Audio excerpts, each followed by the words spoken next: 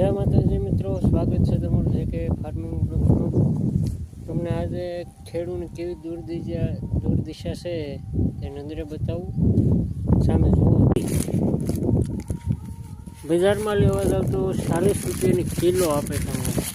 આ અમારી પાસેથી કોઈ 3 રૂપિયા કિલો લેવા કોઈ રાજી નથી. હાલ હું આ માલઢોર હાટું સારવા માટે લાવ્યો છું. આ રહી વાલોળ, જો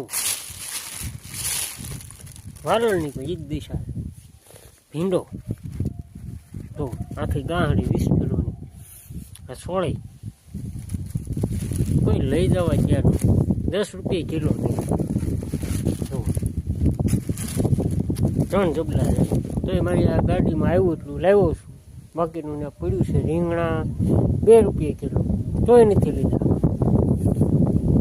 સારું યોગ્ય લાગે તો વિડીયો શેર કરજો મિત્રો.